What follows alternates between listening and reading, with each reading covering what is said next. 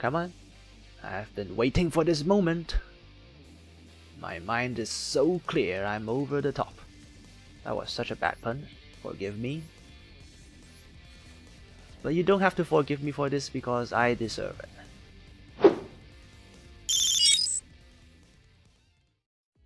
Greetings, Rigil Agateiades here, and today I'm bringing you my update on the Ursarctic deck. The new inclusion to the deck is the Adventurer engine. You may be wondering why it took me so long to do that. Let's not talk about my poor gem spending habits. The Adventurer engine was released quite a long while ago in one of those time-limited packs, so they're not in any secret pack at the moment and anytime soon. And darn, they're expensive to craft. But they work very well with Ursarctics, mainly in how they circumvent each other's restrictions and work together. As you may already know, the Adventurer engine provides 1 negate, 2 bodies, and a bounce every turn at the cost of not being able to use the effect of normal summoned monsters. Every part of it goes well with Ursarctics. First, the restrictions on each other. You cannot activate monster effects of monsters normal summoned during the turn you use the key Adventurer card. Not a problem when you don't have a normal summon. This aspect of Ursarctics opened up so many options for us. Lava Golem, Sphere Mode, Normal Maxi, and now the Adventurer engine as well. Ursarctics on the other hand locks you to summoning monsters with a level, which the Adventurer engine has no problem with. Then the 2 bodies. The Adventurer token is a level 4 token. Being 2000 attack, it pushes us a lot closer to doing lethal, and it opens up level 12 Synchro as an option, which is pretty much only Final Sigma that I can't afford. Griffin Rider is a level 7 that summons itself, which means it's a small bear. With 2 big bears in hand, we can start our combo. We can also use it in the hand as a tribute for our bears when we don't have the Adventurer token. The same can be done with Illegal Knight, but I don't have the space to put it in our deck, or the crafting points. Then we have the negate. We are kind of desperate when it comes to protecting ourselves from stuff. Like anything. With the Adventurer engine, we can be slightly less worried about nib or board wipes at least. Since Griffin Rider goes back to the deck when it's used, we can keep bringing him out every turn, which is a huge addition to our grind game. Now the equip spell. It goes very well with our good friend Lava Golem, as it allows us to either reuse it or use it as a tribute for our bears when we finish tributing off our opponent's monsters, just like how Alpha the Master of Beasts did. And just like how it is used as cost for Fateful Adventure pitch, we can also use it as a cost for our Departure pitch and save ourselves a card. The downsides of this engine. There are quite a lot of garners in here. Griffin Rider is okay to draw, Fateful Adventure is kind of bad to draw, but Draco back is more disastrous. The engine also forces us to give up some of our other spells, since having too many in the hand will cause us to brick. For the first time ever, I'm not playing free Radiation, but if you ask me, I'd say it is worth it. If you can't make Radiation resolve, there's no point anyway. The rest of the deck pretty much hasn't changed, too bad I had to take the alphas out to make space. I'm still tempted to put a Ra in. The Sphere mode comes back more often than not.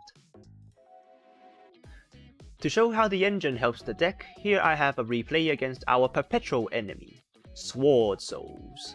Gosh, how many years later will I still be playing against them? They're doing their super normal line, Moyi, Chisao, Long One, and instead of Baron they made Evil Long One. This doesn't matter because we're going to Lava Golem whatever they summon out anyway. They end their turn with a Magnamut Surge of Lubellion.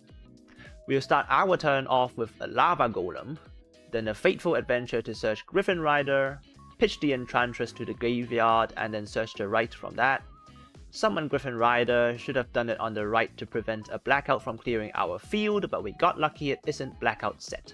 Should have pitched Draco back with Departure for an extra card, but I forgot about that. Then we're fully protected when it comes to our Ursarctic combo. Mega Polar pops the back row, is an imperm, now we just go to Polari to clear the Tenyi in the grave and we're good.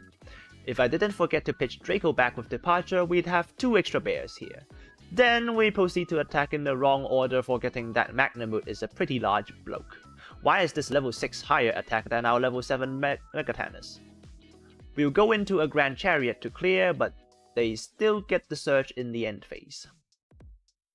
Opponent searches Drew's Worm, triples it off with Lobellion. I don't know why he didn't use this effect, but we forgot about our departure anyway, so fair enough. We negate Lobellion with Griffin Rider. Chances are we'll lose the Griffin to something else if we don't fire it off soon, then he does his 10-yi stuff. We have 7 counters already, so we stole the Ashuna to stop his turn, but forgot about the Taya he revealed in the first turn. Now we get punished as he bounces his Ashuna back to his hand using the Vishuddha he sent to the grave, searches Emergence, and oh god, it's a Protoss.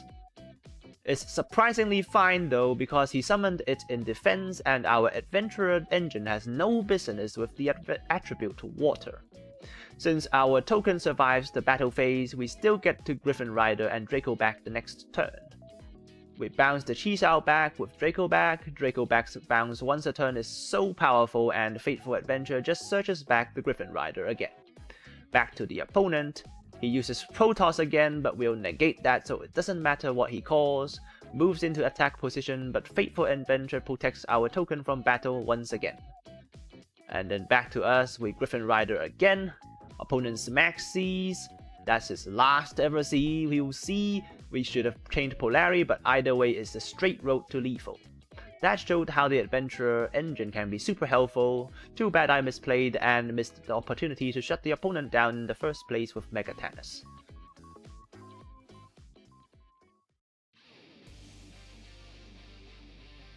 I had been trying to count how many games I can play without a single Garnet in the hand, in the starting hand, and right now the count is 1. Ooh, we have Synchro Turbo. Seems like we have the perfect hand against that. 24 hours later. As Junk Converter, that will restart his entire combo the next turn. Level 12 Synchro, did he prepare any? No, that means we have just the right answer. Come on, I've been waiting for this moment. My mind is so clear, I'm over the top. That was such a bad pun, forgive me. But you don't have to forgive me for this because I deserve it. Now we activate Adventure. Bait for the Ash.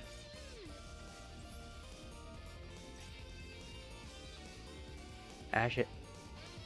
Do it. Yes! Now we can departure in peace.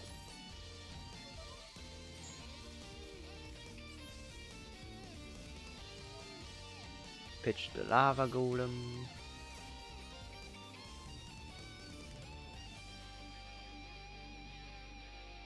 Grand Chariot can pop too, but that would do a little bit less damage. We'll punch harder with Megabilis first. And then go into Grand Chariot. And then pop 2. Then, if our Megatanus doesn't cut it, then we're over. Hope he doesn't have an Assault Synchron, that would be an issue. Yeah, Assault Synchron just special summons itself. Discard and a Tuner. Don't have Ash. Junk Synchron. Brings back Converter.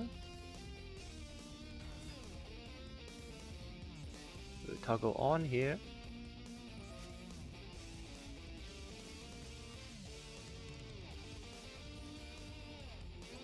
Moment of truth. He's let him special summon and then we go Megatanus. Doppel Warrior is not a tuner.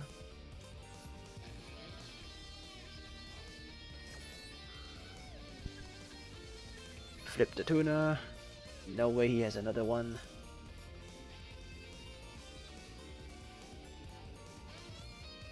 Yes.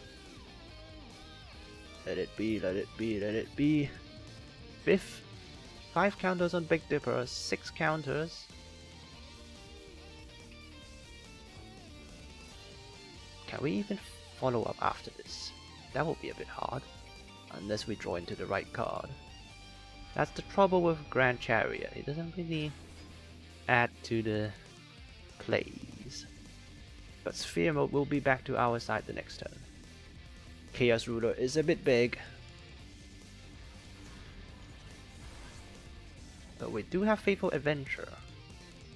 That actually means we should be good. Sphere Mode comes back.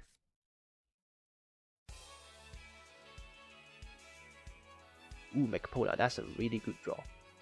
Megapola first. Banish the Departure in the grave. We have to save the Big Dipper for Polari.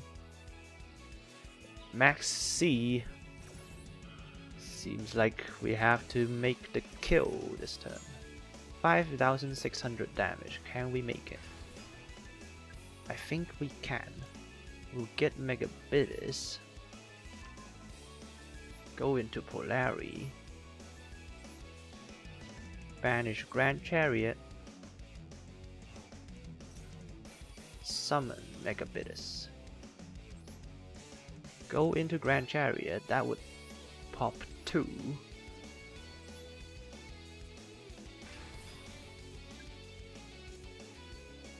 Do Big Dipper. Take control. Grand Chariot, pop 2. And then Adventurer token can do the attack. And we should have lethal. Shit, he has a response. It's Vader.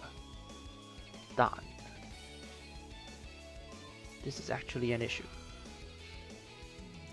But Grand Chariot does have an effect to protect. Tribute of the Sphere Mode, not going to be useful. This is it. We're actually winning fair and square. Take the Chaos Ruler. Activate Fateful Adventure. Get Enchantress. Summon the token. 5,600. We have just enough for lethal. As long as he doesn't nib here.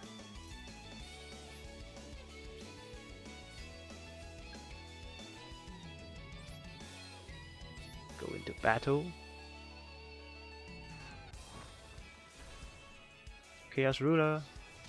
Wrong order to dodge Gores, but this is game. Finally, after a long 15 minutes, I think. Whew.